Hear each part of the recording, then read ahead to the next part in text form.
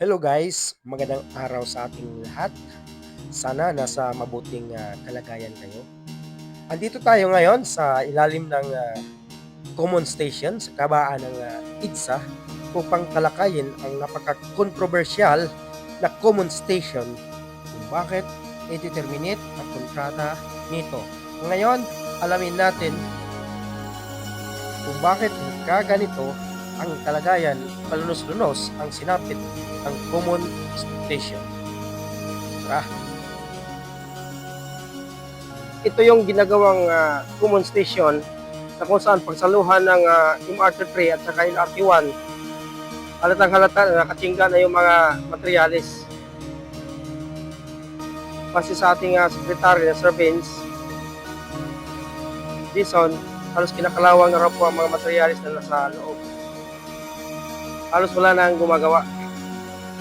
Dapat pala, nung 2021 pa ito, dapat natapos na. Dapat pa lusot-lusot na yung dalawang bagon dito, dalawang linya, LRT1 at saka MRT3. Ayan, yung kanilang mga materialis, mga equipments na nakatiwangwang na lang sa loob. Wala tayong nakikitang mga katrabaho. Ito yung common station. Ito naman yung LRT1, line 1, na kung saan pupunta ito ng Paranaque. Diretso po ito sa Niyog, Cavite pagka natapos yung LRT1 station. Dapat noon pa ito natatapos kaso dahil sa mga technical na issues. Hanggang ngayon nakatiwangwang pa rin yung ilalim. Halos sa kinakalawang na din. Dahil dapat nabuhusan na yung nasa taas para hindi maulanan. Hindi na mabasa. So ayan, yan yung dulo ng MRT3. Yan babalik yan yung balikan ng MRT3. Kaya nilihis yung LRT1 dito para ito na yung pinaka-linya ng LRT1. Pero ang sad news ay nakatiwangwang pa rin. Ito po sa ilalim ng tinatayong LRT1. Okay, napakalawak po ang area na nakain na pero kalunos-lunos, nakatingga yung mga equipments saka materialis. Halos wala nang gumagawa dahil sa issue ng deadline. Hindi nila natapos sa tamang deadline, sobrang delay. Halos 4 years ang delay ng Ang problema, halos hindi na umuusad, wala nang gumagawa. So yun po yung IDSA, yun po yung ISIM North.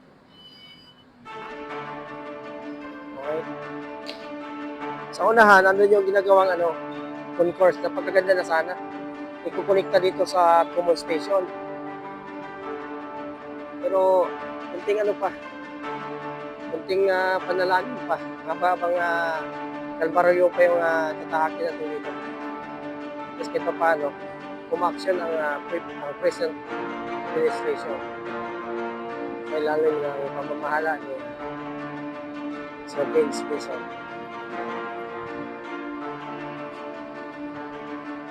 Ito, politiko talaga yung may-ari ng construction. Nakalagay pa yung BF. Pero hanggang ngayon, nakatingga pa din.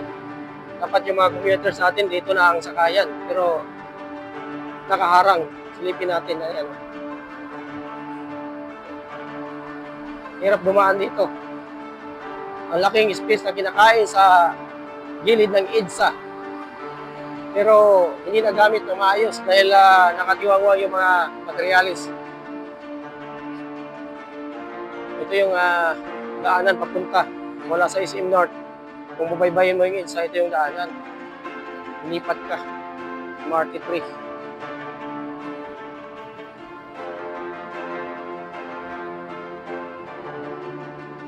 So, hirap ng kalagayan. Tingnan nyo po.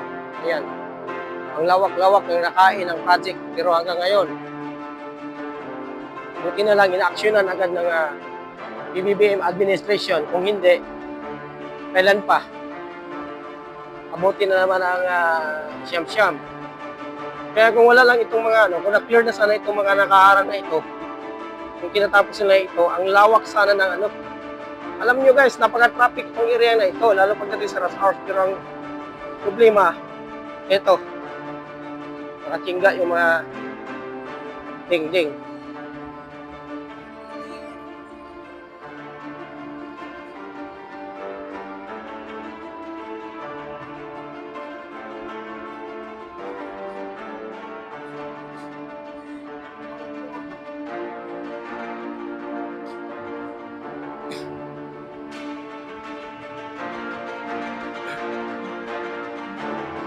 Punta tayo dun sa taas. Sisilipin natin yung bungad.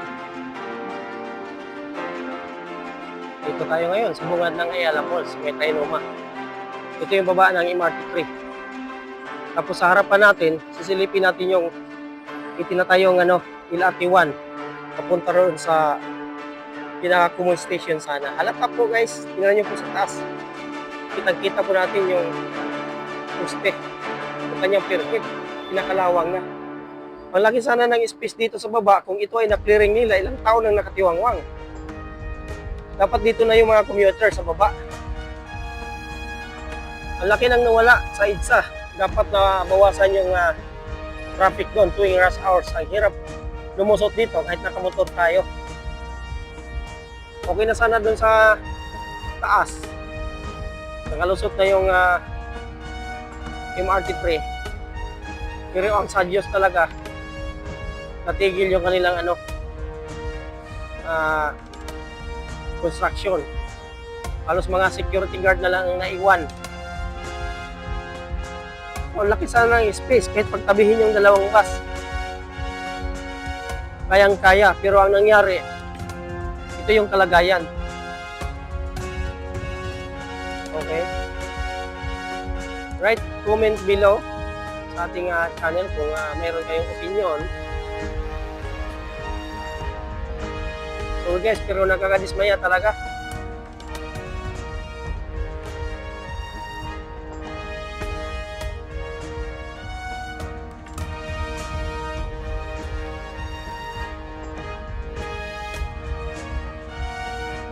Ito yung baba ng MRT train station papuntang Ayala, Trinoma.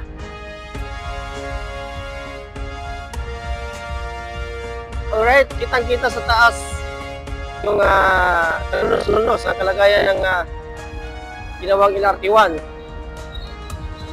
Release ng LRT1. Grabe. Totoo talaga yung sinasabi ni Sir Vince Dizon na kinakalawang na. Ayan. Halatang-halata po talaga na kinakalawang. Parang hindi nila alam kung ano gagawin. Nakalatag lang yung mga parang nakalapag lang yung mga release. Parang hindi na alam kung anong gagawin. Kumusta naman kaya ang pundo guys? Nagamit pa ng gusto o kinukulang o kinukulangan? Yan po yung common station kung saan sana kung sasaluhan ng MRT3 saka itong pinakalawang LRT1. Ang ganda po sana nito kung matapos na dahil kung kayo ay papuntang monumento tapos bumaba ka dito sa dulo ng MRT3, kailangan mo pang sasakay ng bus or mag-commute. Yung iba naglalakad na papunta doon sa dating Roosevelt Station na ngayon ay Fernando Po Junior Station na. So ang ganda sana nito kung matapos na dahil maibsan yung mga pagod. Siyempre galing sa trabaho. Pagod sa trabaho, tapos ito pa yung railway system o ito pa yung transport system sa bansa natin. Sa ngayon po medyo hindi pa matraffic, pero pagdating ng hapon, kasi grabe. Then ang laki nang nawala doon sa ilalim na ginagawang railway. So sana po mapabilis ni Sir Vince under sa PBBM administration. Dahil napakaganda po sana ang concept sa panahon ng previous administration na pagkasundo lahat na dito na itatayo. Kasi gumastos po ang government natin, walang nangyari doon sa dulo ng ISIM Annex. Gumastos mo ng 200 million pero natapon lang dahil nilipat na dito. Napakaganda na sana dito, kaso lang ito na naman yung bumungad sa atin. Subject for termination yung kontrata. So sana yung ipapalit na contractor panibago, yung manalo sa bidding, yung maganda yung kredibilidad. Hindi politiko. Kasi pag politiko, eh, alam nila kung paano i-legislate yung pondo. Sure tayo dyan.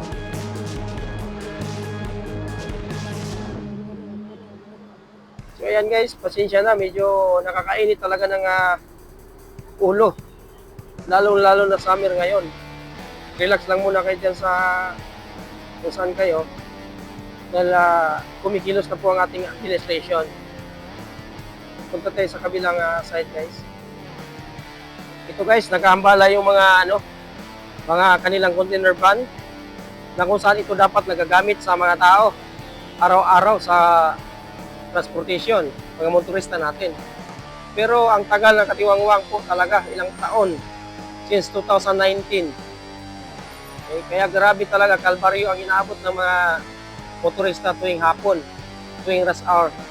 Ayan po yung halata na po talaga na kinakalawang, pati release. Kinakalawang na dahil pag hindi yan nagamit, kakainin ng kalawang yan. Naulala, nainitan yan.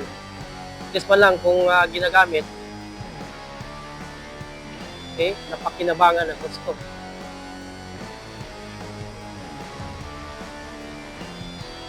Ayan, kita-kita nyo guys, kinakalawang.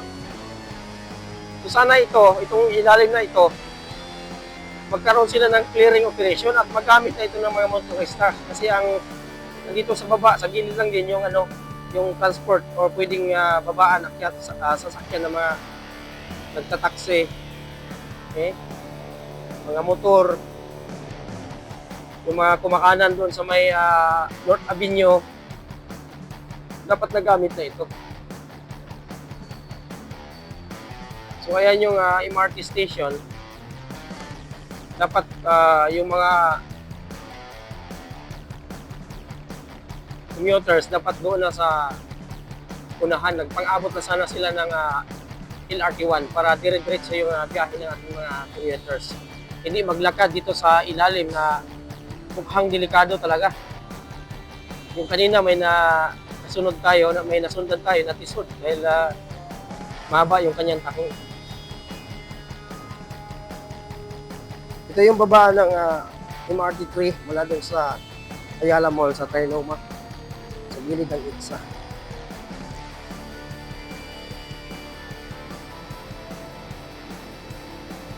Ito, medyo pa naman. Sa liblib, parang nasa liblib tayo na lugar.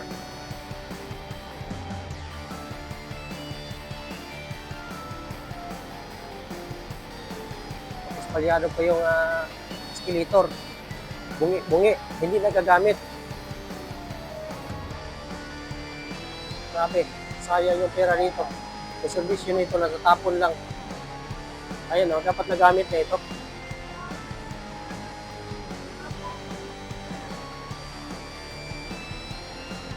Ayan, maraming dumadaan dito pero hirap. Tayo po ay papunta ng SM North. Tingnan natin yung kabilang side. Kaya ito yung dinadaanan natin, ilang mga tao na yung kikita natin dito na naka-duty. Pero halos wala rin ginagawa.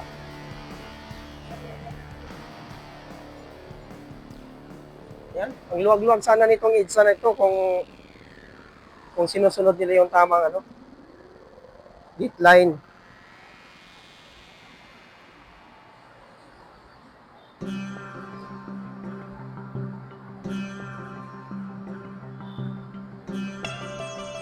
Guys, ang sikip-sikip pa ng area.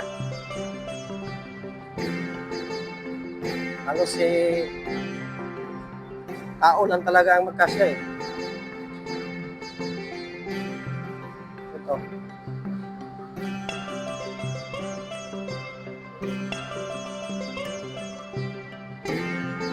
Parang dumaan kayo sa kuweba. Ilang taon nang ganito ang sitwasyon.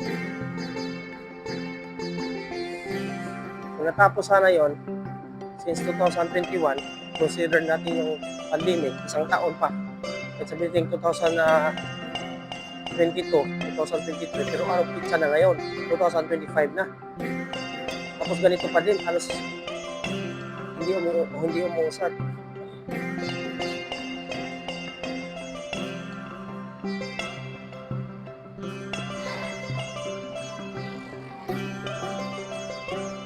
Ayan, halos gwardiya na lang natitira dito.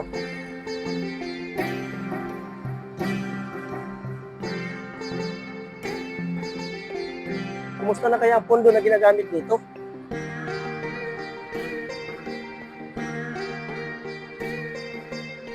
Ayun o, dapat itong area na ito ay napakaluwag. Ilang sasakyan ang pagtabi-tabihin dito? Siguro mga 4.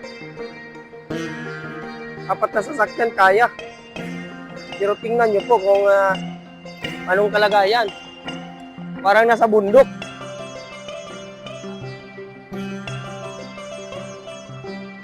Dapat inuuna nila ito dahil ito ay kalsada. Ang lawak.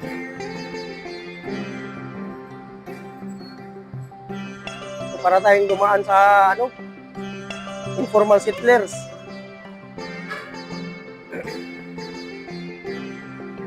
So, ganun pa man, ito paano, ginagawa na naman ng paraan. So, maraming salamat sa PBBM administration kay Secretary Bibencio Dizon. Mabilis. Small but terrible. Okay? Ito, para tayong nasa gilid ng bundok.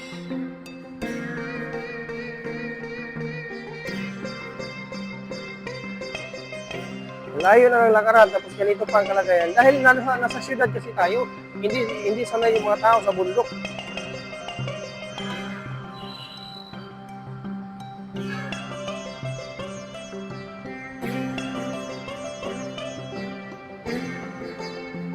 So ito naman yung ginagawang MRT 7 station.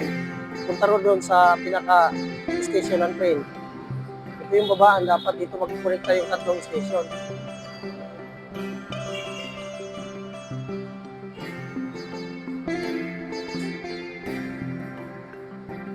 Ito, grabe.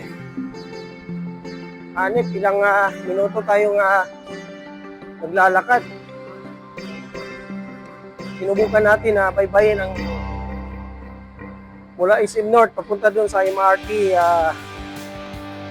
3 station. So ganito ang kalbaryo dito. Alam natin na video sosyalin ang mga tao dito sa Metro Manila. Paano na lang, paano nag-number 1 tayo sa tourism. Maraming mga dayuhang gustong pumunta sa bansa natin kung dito yung madating.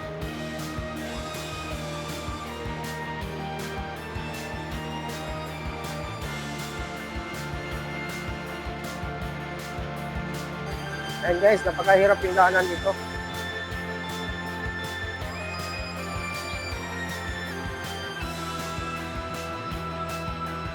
So, maraming mga nagtitinda ng pagkain dito sa ilalim.